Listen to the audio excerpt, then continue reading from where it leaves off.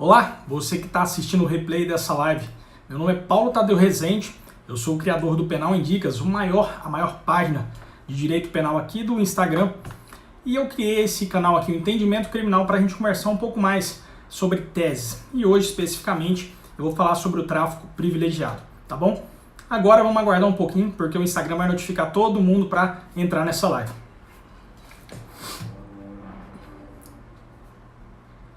Doutora Rose está na área, muito boa noite. Pessoal do Criminal Master. Pessoal, antes de começar a live, eu vou pedir para vocês para me dizer se o áudio está ok. O áudio está ok, estão me ouvindo bem? Ana Lusa na área, seja bem-vinda. Pessoal, como é que está o áudio? Vamos lá. Pessoal chegando aí no Instagram. Beleza, boa noite, doutora Mônica Lima, doutora Suelen, que está sempre acompanhando a gente. Vamos lá, pessoal, vamos chegando, porque hoje o assunto é importante para mais uma tese que pode ser usada aí no seu processo criminal. Vamos falar sobre tráfico privilegiado. Me manda um joinha aqui se o áudio estiver bom. Tá dando eco, não tá? Me fala aí, pessoal. Vamos lá.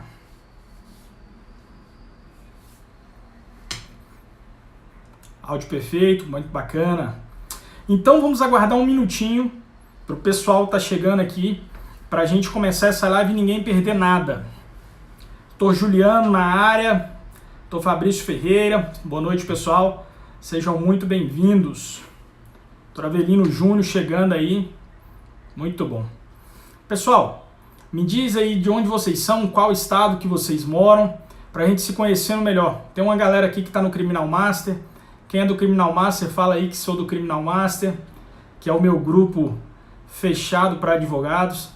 Lá no Criminal Master, essas lives, elas são transcritas para PDF e aí é muito mais complementado. E eu mando isso tudo pro pessoal que está lá no Criminal Master.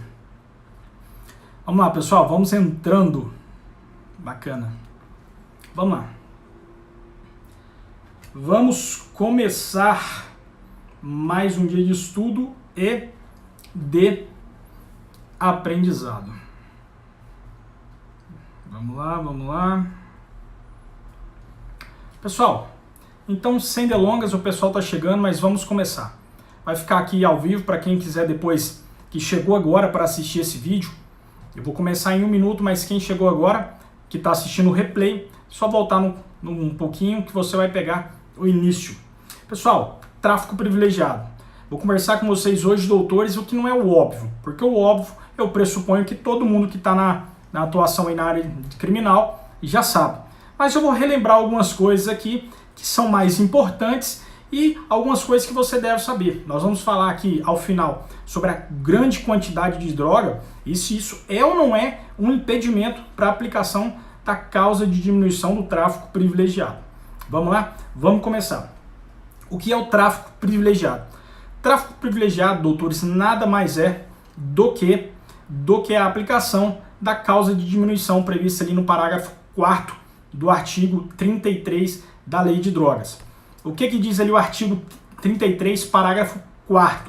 Diz o seguinte: nos delitos definidos no caput e no parágrafo 1º deste artigo, as penas poderão ser reduzidas de 1/6 a 2/3, desde que o agente seja primário, de bons antecedentes, não se dedique às atividades criminosas e nem integre organização criminosa. Bacana, até aí tudo bem. Quem está atuando aqui na advocacia sabe desses requisitos e que o primeiro ponto essencial é que esses requisitos eles devem ser cumulativos. Então você vai ver talvez hoje ou amanhã um cliente seu que talvez não teve o reconhecimento, não teve a causa de diminuição reconhecida, é porque não preencheu de forma cumulativa esses requisitos. Então veja bem, deve ser de forma cumulativa. Pessoal aí, Agnaldo na área, o Márcio Rezende, só os feras aqui hoje nessa live. Dr. Gui Tameriense, Gui Ginter, boa noite, Dr. Ginter, pessoal do Criminal Master. Quem for do Criminal Master, manda um hashtag Criminal Master aí pra gente. Vamos lá, pessoal. Primeiro ponto importante para você saber, os requisitos são cumulativos.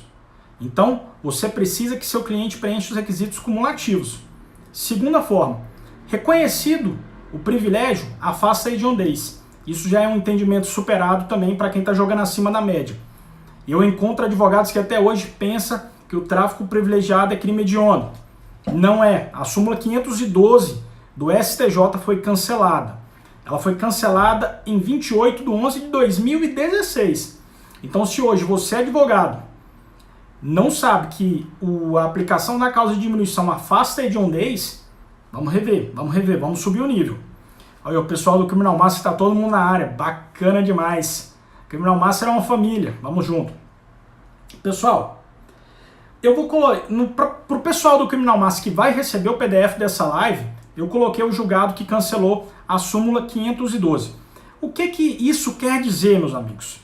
Meus amigos, se reconhece o privilégio e afasta a hediondez, o seu cliente ele pode começar a cumprir pena no regime aberto, no regime semiaberto ou no fechado. Quando temos um crime hediondo, embora o STF já tenha falado que não é necessariamente regime fechado, mas ali ele não tem alguns benefícios. Quais benefícios? Conversão da pena restritiva de liberdade pelas restritivas de direitos, substituição. Você vai ver, meus amigos, que quando aplicado o privilégio, isso é um benefício tão bom, mas tão bom, que o seu cliente passa ali de uma pessoa que, em tese, estava fudido para um cara que vê uma perspectiva depois do cumprimento da pena. Desculpa a palavra, mas não achei outra aqui para expressar esse termo. Vamos seguindo. Pessoal do Criminal Master, bom demais. Pessoal, vamos lá. Até aqui tudo bem, você deve falar assim, nossa, eu conheço esses requisitos, mas como é que eu provo isso no processo? E é aí que a gente vai entrar. Primeiro ponto, duas coisas que você deve observar. Laudo de constatação, que é realizado ali no inquérito policial da droga apreendida, e o laudo que é realizado pelos peritos, que é aquele laudo de constatação definitivo nos autos. Por que você tem que observar? Porque é ele que condena ou absolve o seu cliente. Você deve prestar muita atenção no laudo. O laudo vai dizer a quantidade da droga, a qualidade da droga, se era droga ou se não era. Eu não vou nem falar com vocês aqui o que é droga. A maioria aí é advogado que está jogando alto nível, tem que saber isso. Mas para quem não sabe, é só olhar na portaria da Anvisa. Ela está descrito lá todos os psicotrópicos proibidos, comercialização, salvo para os fins terapêuticos. Mas seguindo. Vamos lá. Pessoal, tô indo rápido? Se eu estiver indo rápido, pode me falar, Paulo, tá rápido, vai. Parece que o vídeo deu uma travada. Voltou, pessoal? Tá tranquilo? Manda um joinha aí se estiver tranquilo.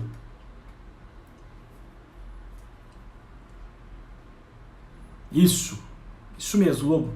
Perfeito. Pessoal, vamos partir do pressuposto seguinte.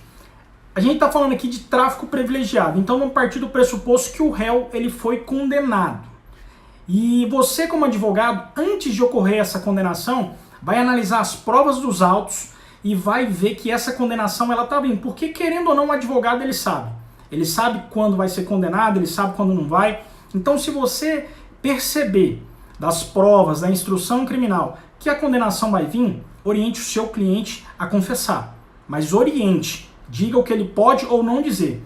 Você tem que lembrar sempre que o silêncio é seu aliado e a dúvida é sua grande companheira, beleza? Vamos lá. Por que eu falo da confissão? Porque além do tráfico privilegiado, ele vai ter um benefício aí da atenuante da confissão espontânea.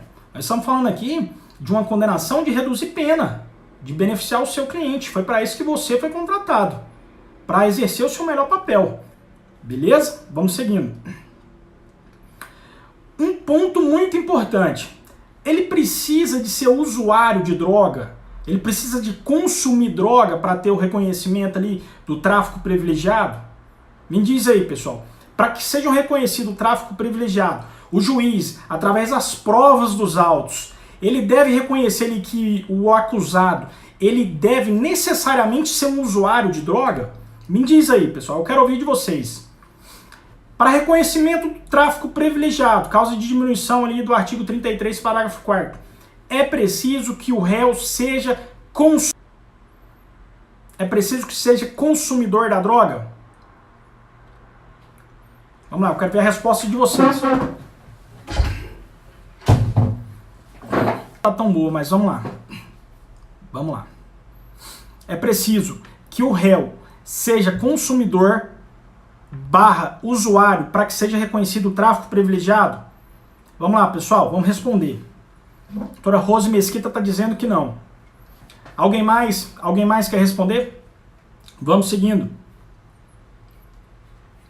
Não. O pessoal está dizendo que não. Bom, vou responder isso para vocês já já. Mais alguém quer chutar? Ou sabe realmente se precisa ou não ser consumidor? A doutora Daiane está dizendo que não. A doutora Mônica Lima também está dizendo que não precisa ser usuário. E aí, pessoal? Vamos lá. Então a resposta só pode ser negativa. Não é necessário para reconhecimento de tráfico privilegiado que o réu seja consumidor da droga. Por que não é necessário? Porque não está previsto ali no artigo 33, parágrafo 4º. O artigo é claro em dizer: primário, bons antecedentes, não se dedicar a atividades criminosas e nem integrar a organização criminosa. Em algum momento a lei falou que ele precisava de ser usuário?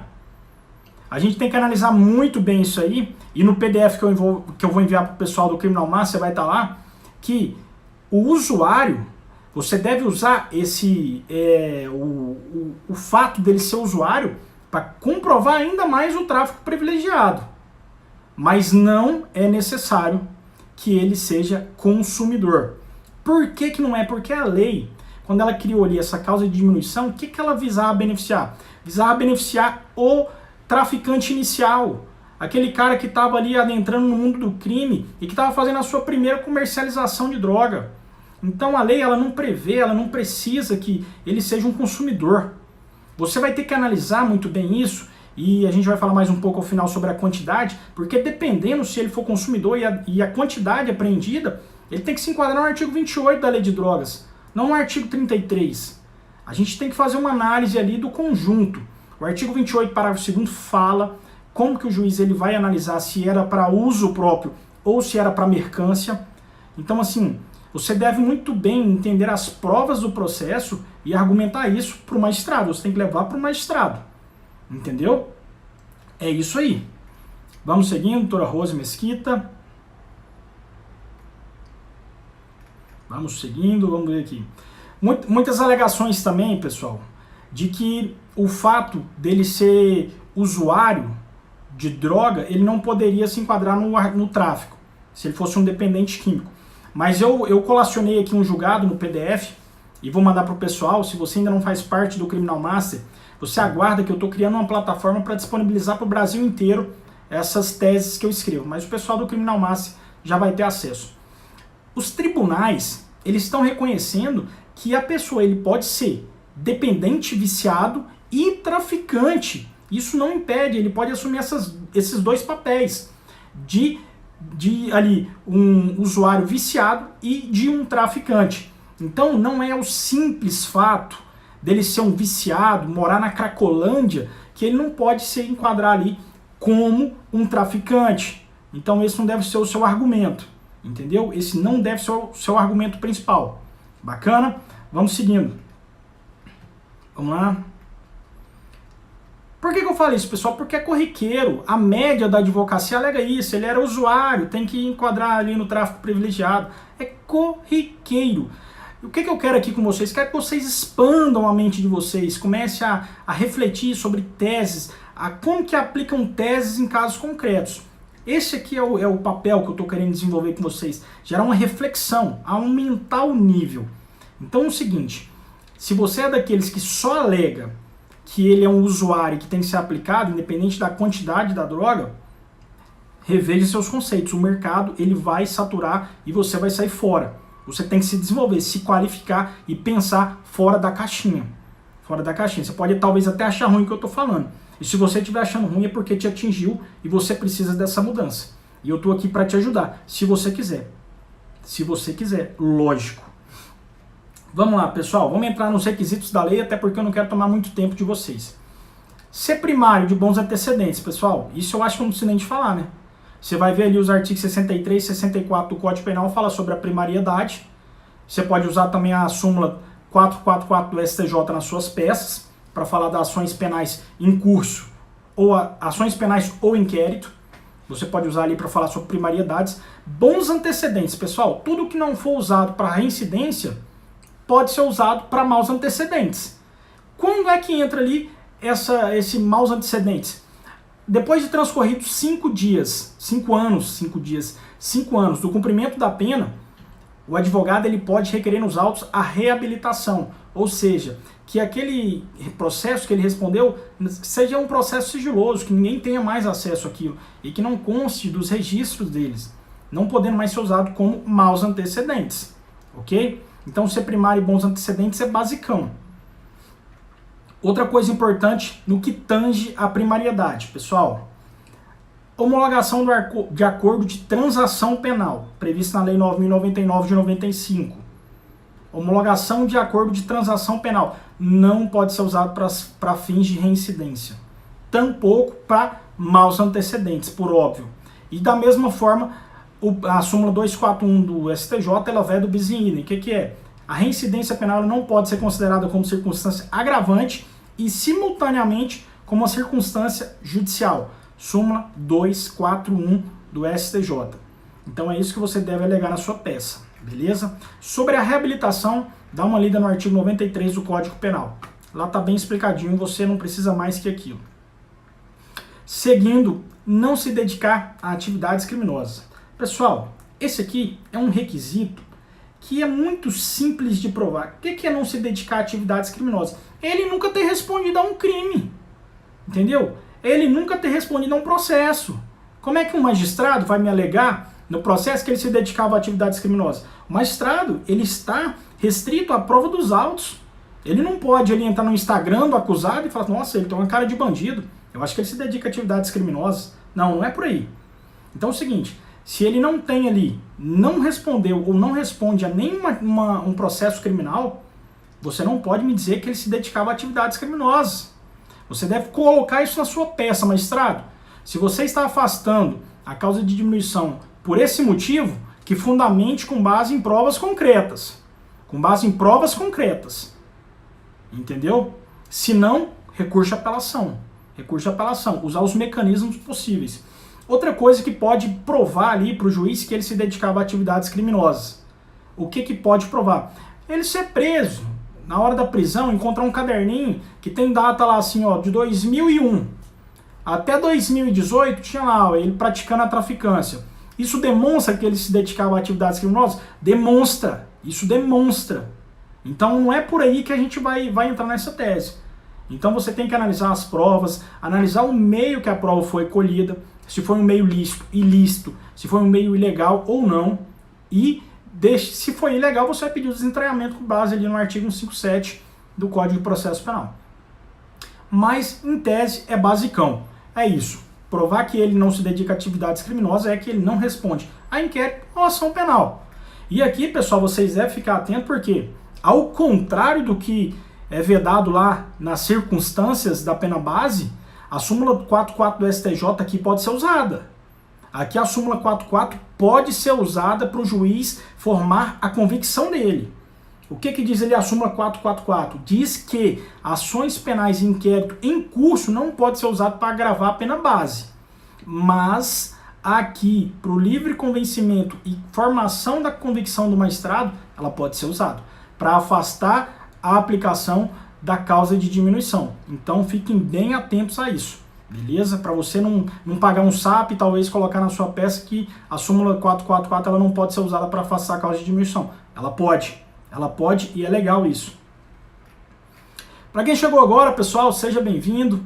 Meu nome é Paulo Tadeu Rezende, eu fui assessor de juiz criminal por 6 anos, realizei mais de 1000 audiências de instrução, várias de tráfico de drogas, e agora eu criei aqui um entendimento criminal para compartilhar com vocês as teses que mais geram resultados. Aquelas teses que absolvem, que revogam a prisão, dentre outras. Então meu papel aqui com vocês é isso. Se você gostar dessas lives, eu transcrevo elas para PDF, mas nesse momento, apenas o meu grupo fechado de advogados tem acesso. Eu estou criando uma plataforma e ela vai ser disponibilizada para o Brasil inteiro para você ter acesso a esses PDFs. Qual que é a diferença do PDF? No PDF eu coloco a jurisprudência, faço um esmiuçado da tese, Uma coisa que você pode pegar e colocar na sua peça, entendeu? Bacana? Vamos seguindo. Vamos seguindo. Vale lembrar o seguinte, pessoal. As provas, elas têm que ser produzidas também dentro do contraditório e da ampla defesa. Vamos observar aquelas provas produzidas ali de forma unilateral, pela acusação, ou pelo próprio delegado ali na fase inquisitória do inquérito policial. Vamos observar isso aí. Por quê? Porque o ônus da prova no processo penal é da acusação.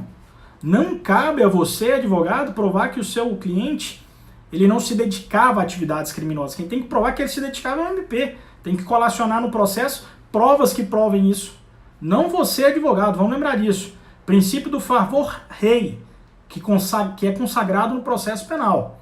Então a acusação que deve provar isso. Beleza? É difícil? É difícil, mas vamos bater na tecla. Vamos mudar entendimentos. Eu já falei isso aqui muitas vezes. Você muda entendimento, é assim. Você alega, não. Uma hora muda. Uma hora muda.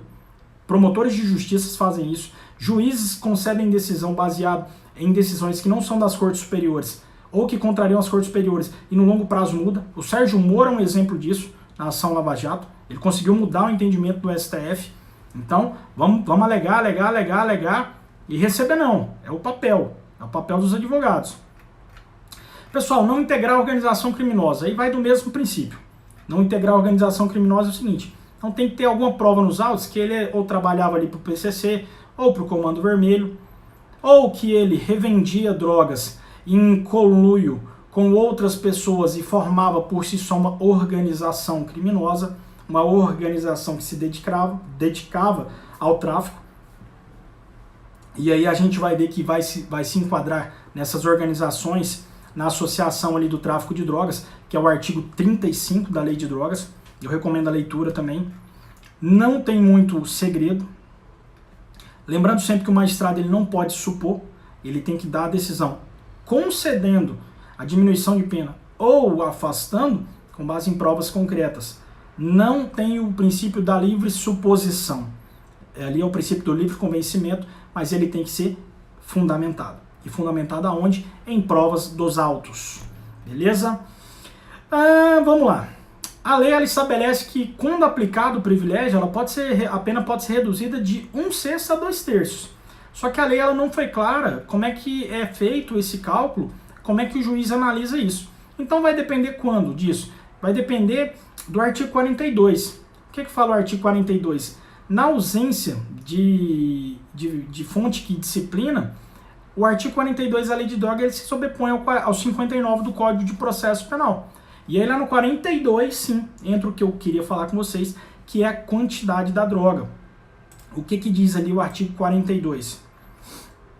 Vamos lá, artigo 42, deixa eu abrir aqui. Também não dá para decorar tudo quanto é artigo.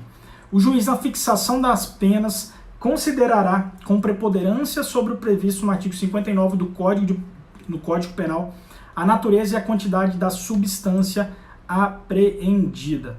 Então, pessoal, quando a lei fala que ele tem que analisar a quantidade e a qualidade da droga, bem como a conduta social e personalidade do agente, aí é onde entra a grande diferença entre advogados medíocres e advogados que têm teses boas. Por quê? Porque se o juiz ele se atentar só a isso, ele vai ver ali que o acusado foi preso, por exemplo, com 3 quilos de maconha e vai afastar a causa de diminuição.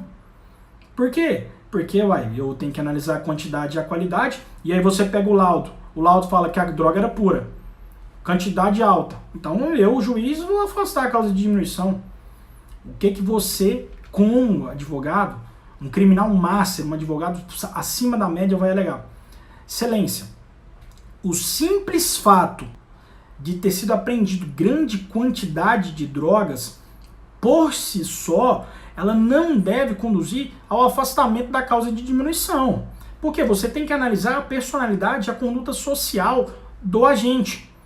E aí, pessoal, eu quero que vocês usem isso nas petições de vocês pelo seguinte: eu, como ex-assessor criminal, vi várias e várias vezes mães falando: eu comprei 10 quilos de maconha para não ver meu filho na Cracolândia. Por quê? Porque o meu filho, ele saía de casa e ficava um ano lá na Cracolândia, ficava um ano na rua usando drogas. Então, o simples fato de ser apreendido com uma grande quantidade, e aqui a gente tem que ter cautela também para grande quantidade, e tem que ser razoável, porque também uma grande quantidade de drogas, e aqui supondo 500 quilos de droga, pelo amor de Deus, né? Você como advogado, você também tem que ser coerente. Você tem que ser coerente para você jogar limpo com o seu cliente. Não dá para alegar que você é um usuário com 500 quilos de cocaína ou com 500 quilos de maconha. 10 quilos dá para alegar? 15 quilos dá para alegar. Dá para alegar porque, como eu disse, mães não querem que filhos fiquem um ano fora de casa. E aí você tem dados nos órgãos aí de regulamentação do consumo. Quanto que uma pessoa pode consumir por dia? Quanto o corpo dele aguenta? Então você tem esses dados para você usar ali para basear a sua peça. Então fala para o magistrado. Magistrado, o simples fato de ser apreendido com uma grande quantidade de drogas, e aí você tem que ser razoável para grande quantidade, eu vou deixar um exemplo aqui de 10 quilos, ele não pode, por si só, afastar a causa de diminuição. É preciso você ver ali o contexto da prisão, a conduta e a personalidade do agente. Ele era um viciado? Aqui sim é hora de você alegar que ele era um viciado, porque dependendo, se a quantidade for pequena e ele era um viciado, vai entrar no 28, pessoal. Vai entrar no 28. Aqui a gente não está falando de pequena quantidade ou de quantidade ínfima. Nós estamos falando aqui de uma grande quantidade de drogas para um usuário. E aí sim você vai alegar que ele era um viciado. E aí vamos mudar o exemplo. Vamos supor então que José ele foi apreendido com 50 quilos de cocaína. É possível que o juiz ele aplique a causa de diminuição do parágrafo 3º, do artigo 33, parágrafo 4º? É possível, pessoal. É possível. Você sabe por quê? Porque a lei em si, ela foi criada para beneficiar o traficante inicial.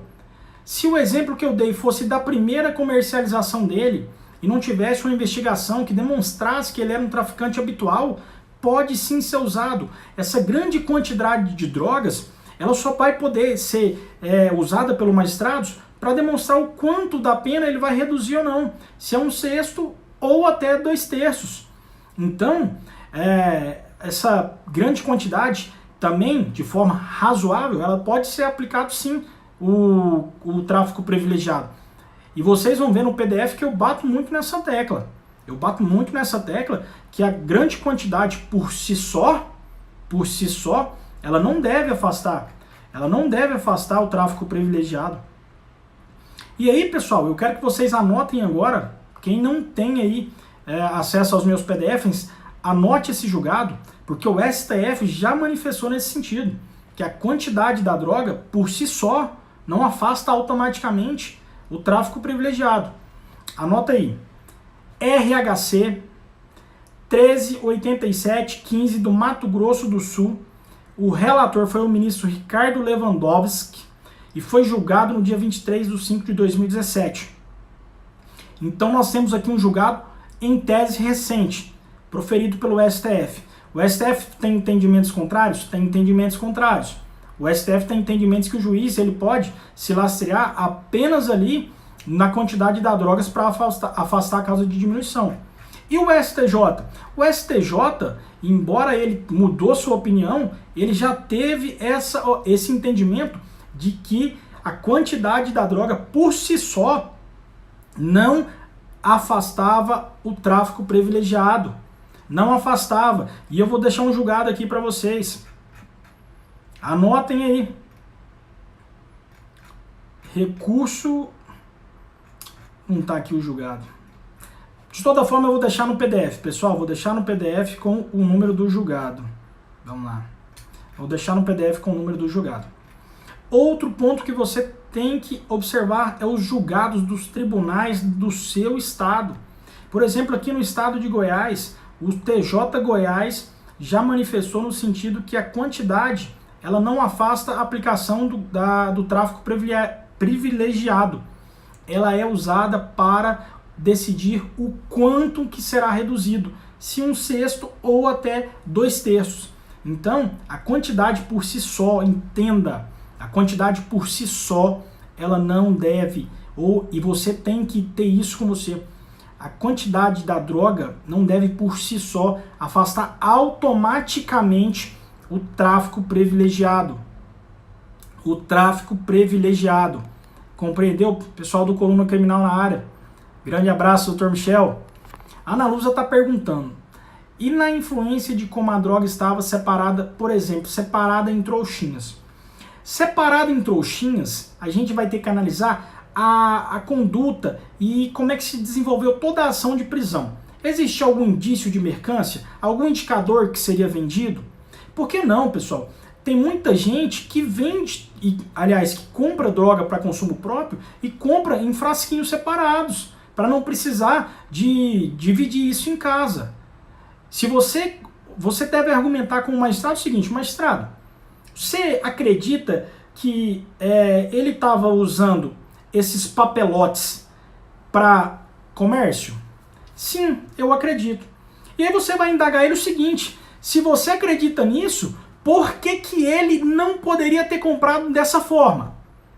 Imagina agora que você tivesse comprado dele, você teria comprado em papelotes. Então isso por si só não indica que ele é um traficante. E lembrando, se indicar a pequena quantidade de droga e for a primeira vez no tráfico, você pode sim requerer a aplicação do tráfico privilegiado. Você pode sim. Entendeu? Respondi a sua pergunta? Espero que sim. Pessoal, então é isso. Mais informações serão constadas do PDF, Grupo Criminal Master. Se você não está no Criminal Master, você pode clicar no link que está na minha bio e se cadastrar para ficar na lista de espera. É um grupo que já lotou, somos 257 ali, tem vários advogados, a gente está expondo teses e trocando informações, fazendo parcerias, mas as teses que eu escrevo em PDF só são direcionadas para lá. Ainda estou vendo uma plataforma, eu acho que será disponibilizado para todo o Brasil em breve, mas não posso prometer isso. Está aberto o canal para perguntas. Quem tiver alguma dúvida, esse é o momento de fazer. Dr. Lobo está perguntando: estou com um cliente que foi pego pela polícia no ato da compra, porém no local foi encontrado 1,5 quilos, 1,5 quilogramas, algumas trouxinhas e uma balança, réu primário. Da mesma forma, réu primário, ele se dedicava às atividades criminosas, ou seja, respondia a algum processo?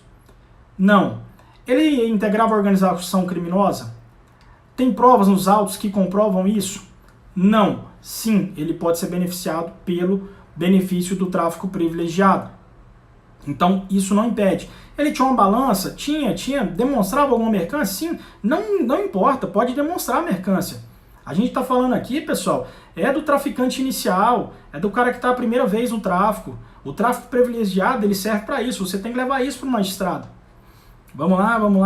Aqui tem uma pergunta da doutora Rose. Se a única prova de mercância for depoimentos policiais e militares sem outra testemunha. Aí, pessoal, a gente tem que analisar o depoimento dos policiais, se eles vão ser corroborados por outras provas. Se não for, o Ministério Público geralmente arrola o policial para ser ouvido em instrução e julgamento para o quê? Para judicializar aquela prova. Então, assim, como advogado, você tem que falar para o magistrado observar o depoimento dos policiais com cautela. E aí você também pode fazer ali uma careação entre o que foi dito pelos policiais em delegacia e em juízo e ver se isso bate. Tem que, caso não bata, você pode alegar ali uma possível contradição. Aí a contradição gera dúvida e a dúvida é a nossa amiga. Vamos lá? O dono da droga resolveu dizer que era dele e do meu cliente. Isso, tranquilo, Dr. Lobo, você vai alegar isso. Se você estiver no meu grupo do Criminal Master, você vai receber o PDF lá, você vai ver que tem fundamentação para você colocar na sua petição. Mais alguém gostaria de fazer alguma pergunta? Se não, vamos encerrar. Para o pessoal que está assistindo o replay, um forte abraço e muito obrigado por participar das minhas lives. A intenção é todo dia fazer uma live e transcrever para o PDF para deixar essa live para vocês terem mais contato e saber mais um pouquinho ali do que eu estava falando. Beleza? Obrigado aí, meu pai tá na área. Abraço, pai. Vamos lá, pessoal, vamos chegando, né? Vamos saindo. Acostumado aqui no vamos chegando. Então, se ninguém mais tem nenhuma pergunta, eu vou me despedindo de vocês, agradecendo pela presença para vocês que estão sempre aqui na live comigo. Muito obrigado de coração. Eu espero contribuir aí para a jornada de vocês e que num futuro próximo a gente se encontre para trocar mais experiência. Beleza? Cliente preso com 300 gramas de cocaína, 80 pedras de crack. Posso alegar o privilegiado? Muito bem, doutora Daiane, uma pergunta pertinente. Pode sim, por quê? Eu não sei se é na Organização Mundial de Saúde que fala sobre o consumo do crack, mas você pode pesquisar isso. 80 pedras de crack não quer dizer nada para um usuário viciado em crack. Você vai ver, por esses dados, que 80 pedras de crack, dependendo do viciado, não duram um mês. Então, assim, ele pode ser considerado sim, e eu acho até que nem seria o caso da tese do tráfico privilegiado. Talvez pode ser ali como um usuário e entrar no artigo 28. Então vamos analisar aí com muita cautela as provas. Se não entrar no 28, vamos sim pedir o tráfico privilegiado. Se enquadra perfeitamente. Tranquilo? Decisão de interceptação telefônica. Vou falar sobre isso.